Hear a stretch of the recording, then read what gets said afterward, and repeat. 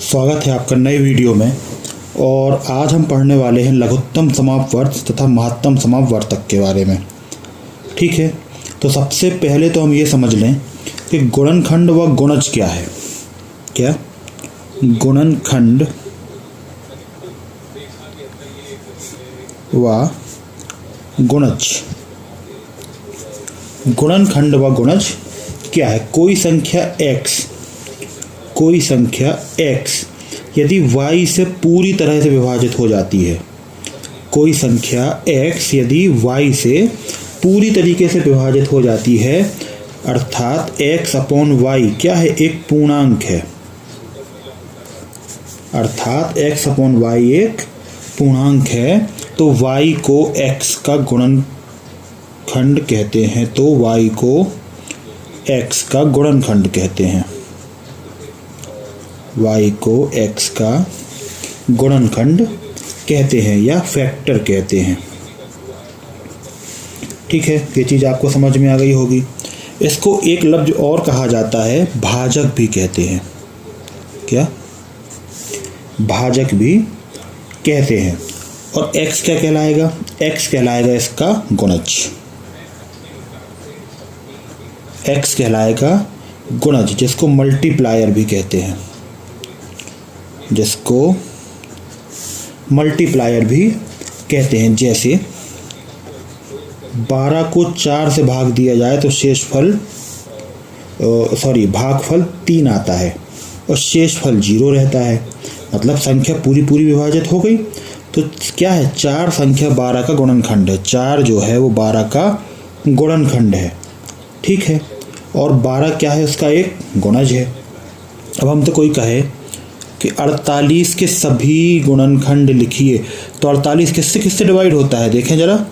1 से डिवाइड होता है, 2 से डिवाइड होता है, 3 से डिवाइड होता है, 4 से डिवाइड होता है, 6 से, 8 से, 12 से, 16 से, 24 से और 48 से। तो ये इतनी सारी संख्याओं से पूर्णतः विभाजित होता है।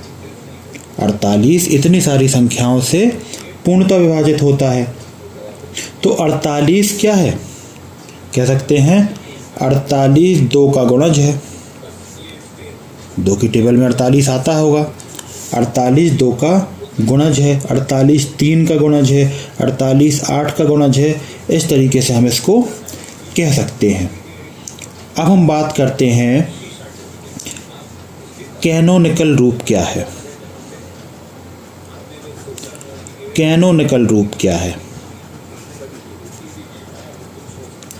अब ये कैनोनिकल क्या होता है? कोई हमसे कहे 360 को कैनोनिकल रूप में लिखिए, तो इसको आप जानते तो होंगे, पर अभी आप इस तरीके से नहीं जानते हैं। मतलब इसका नाम क्या था? कैनोनिकल रूप कहलाता है। इस तरीके से इसको सॉल्व करना। हम सॉल्व करें।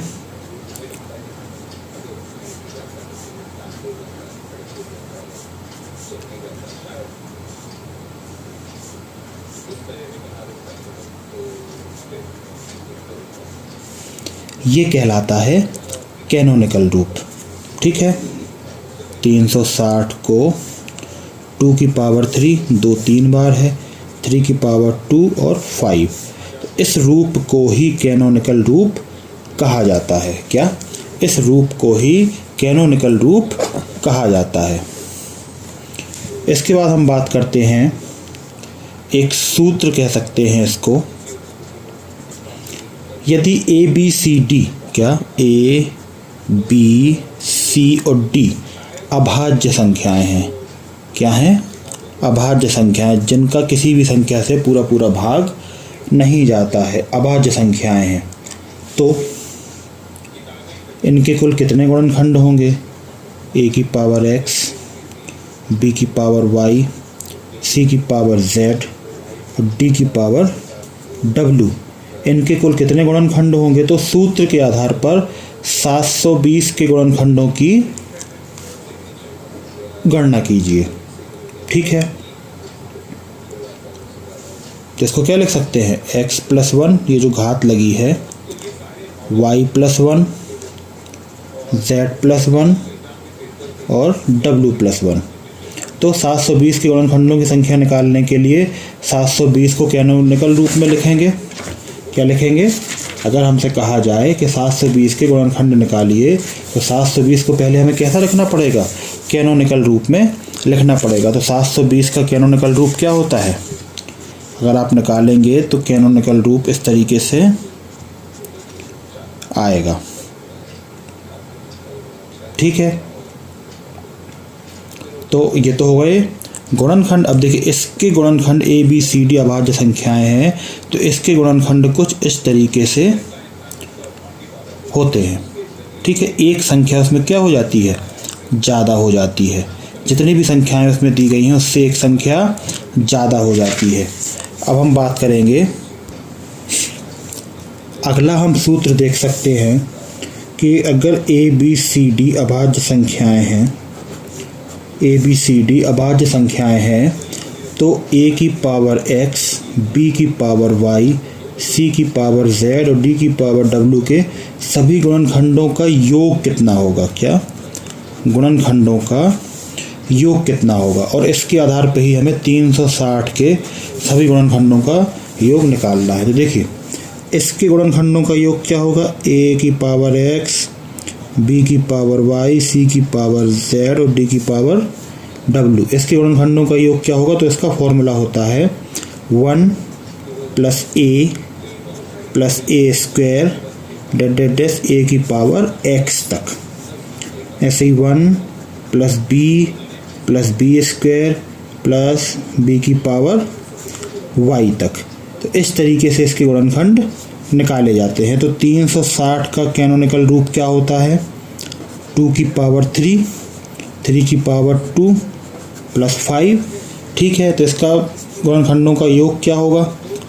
देखते हैं। 1 प्लस देखिए 2 है तो 2 की पावर, यहाँ 1 है, यहाँ 2 की पावर 2 होगा और यहाँ 2 की पावर 3 होगा। जितनी मैक्सिमम पावर है उसके पीछे हमें लिखना है। जैसे 3 वाली है तो 1 प्लस 3 की पावर 2, मैक्सिमम पावर ये है, और उसमें 1 प्लस 5 होगा केवल। इसको सॉल्व कर लेंगे हम, कितना होगा? ये 8, 2 दूनी 4 प्लस 2 प्लस 1, ऐसे ही इसको, और ये तो 6 होगा। ठीक है, करें 15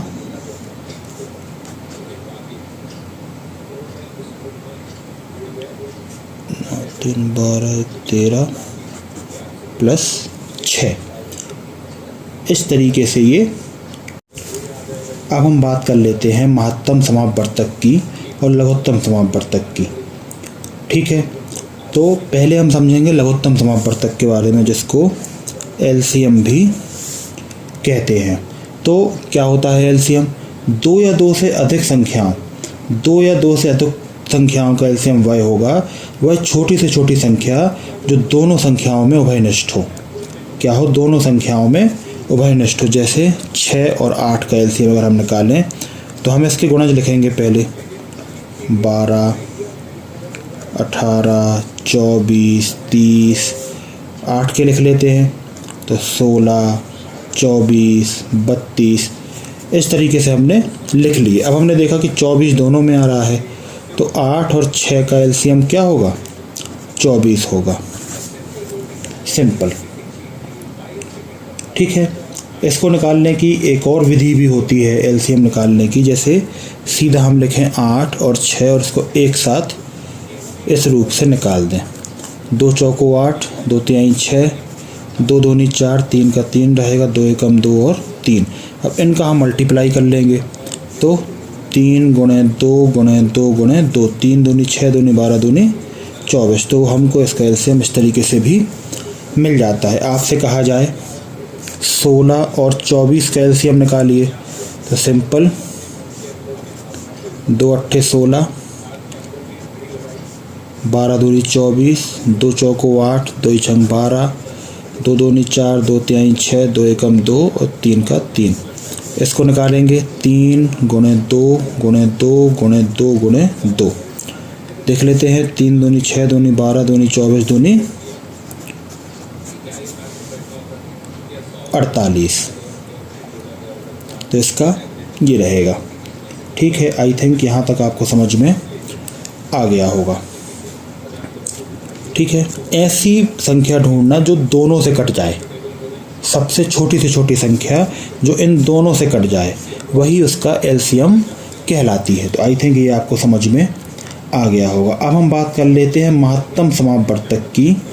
महत्तम समापवर्तक क्या होता है? तो दो या दो से अधिक संख्याओं का महत्तम समापवर्तक वह बड़ी से बड़ी संख्या, अभी हम छोटी से छोटी ढूंढ रहे थे, अब क्या है, वह बड़ी से बड़ी संख्या जो क्या हो, तीनों में आती हो या उभयनिष्ठ गुणनखंड हो। जैसे 24 के गुणनखंड क्या होते हैं? 1 2 3 4 6 12 24, ये इसके गुणनखंड हैं। इसके बाद 36 के गुणनखंड क्या होते हैं? मान लीजिए हमको निकालना 24, 36 और 48 में से 36 के क्या होते हैं? 1 2 3 4 6 9 12। ठीक है, फिर 48 के गुणनखंड क्या होते हैं? वही 1 2 3 4, ये 6 तक तो कॉमन है। फिर यहाँ से 12 12 16 24 48। तो हम देख रहे हैं कि बहुत सारे कॉमन हैं 12 तक, 12 इसमें भी है, पर उसके बाद फिर कोई भी कॉमन नहीं है बड़े से बड़ा। तो इसका महत्तम समापवर्तक क्या होगा? 12 होगा। अब महत्तम समापवर्तक निकालने की कुछ विधियां होती हैं। महत्तम समापवर्तक निकालने की कुछ विधियां होती हैं जिनसे हम आसानी से निकाल सकते हैं। अगर आपसे कहा जाए कि 144, 264 व 612 का महत्तम समापवर्तक निकालिए या HCF निकालिए, हाईएस्ट कॉमन फैक्टर। ठीक है, तो अगर आप गुणनखंड विधि से निकालने जाएंगे तो आपको बहुत समय लगेगा। तो इसको निकालने का एक सरल तरीका होता है, देखिए गौर से समझिएगा। 144 को इस तरीके से लिखेंगे हम और देखेंगे कितने बार भाग जा रहा है, तो एक ही बार जाएगा। और जो शेषफल बचता है इस संख्या को यहाँ ले आएंगे और डिवाइड करेंगे, ये भी एक बार ही जाएगा। फिर इस संख्या को यहाँ ले आएंगे, 5 बार में ये पूरा कट गया। तो यहाँ क्या निकला हमारा? 24 ऐसी संख्या निकली जिससे ये दोनों डिवाइड हो रहे हैं। अब हमको 612 भी देखना है, तो 24 से हम 612 वाली लाइन स्टार्ट कर देंगे। करें तो कितने बार में ये कट जाएगा? 24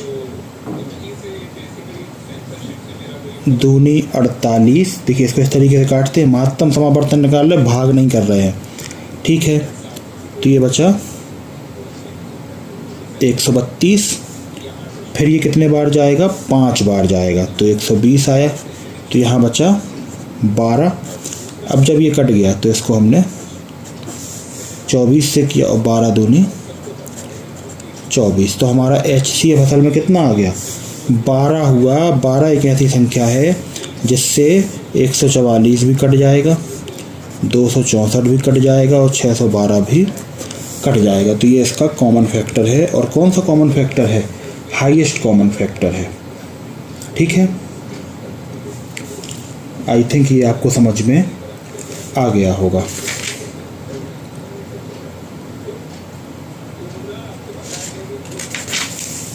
यहाँ तक कोई डाउट हो तो आप कृपया पूछें, पर मुझे ऐसा लगता है कि ये विधि आपको समझ में आ गई होगी और कुछ भी इसमें अलग से नहीं है। सिंपल आपसे कहा जाए 64 और 84 का HCF निकालिए, तो सिंपल आपको 64 एकम 64 0 2। फिर ये 64 यहाँ आ जाएगा, कितने बार जाएगा? 3 बार, 4 बचा और ये 20 आ गया और 4 पंचे 20। जहाँ से ये पूरा कट जाए तो जिससे कटा है वही उसका HCF कहलाता है। आई थिंक ये चीज़ आपको समझ में आ गई होगी। इसके बाद हम समझ लेते हैं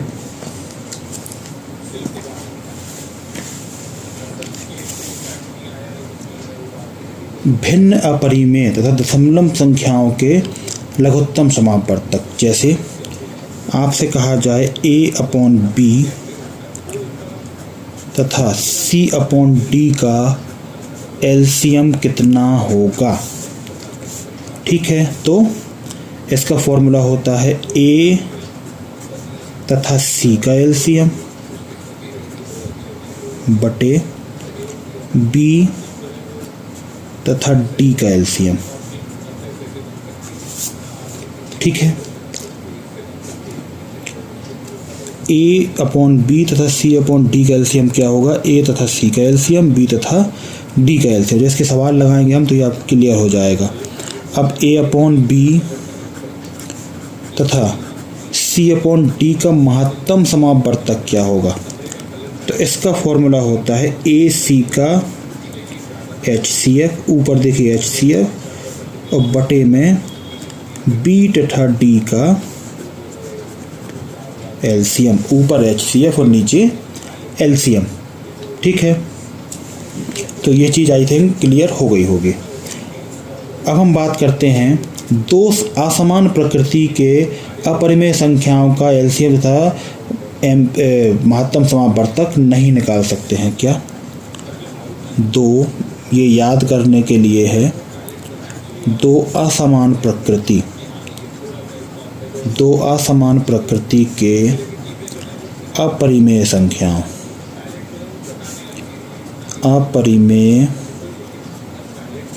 संख्याओं का एलसीएम व HCF नहीं निकाल सकते हैं।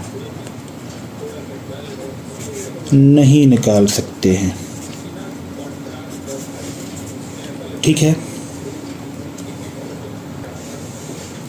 तो ये था एलसीएम व HCF। अगले वीडियो में हम इसकी कुछ शॉर्ट ट्रिक्स देखेंगे और इनको कैसे सॉल्व किया जाता है। तो कुछ हम क्वेश्चंस भी करेंगे, कुछ सम्स सॉल्व करने की कोशिश करेंगे नेक्स्ट वीडियो में। तब तक अगर कोई डाउट हो या कोई चीज़ समझ में नहीं आई हो तो कृपया कमेंट बॉक्स में ज़रूर बताएं। Thank you.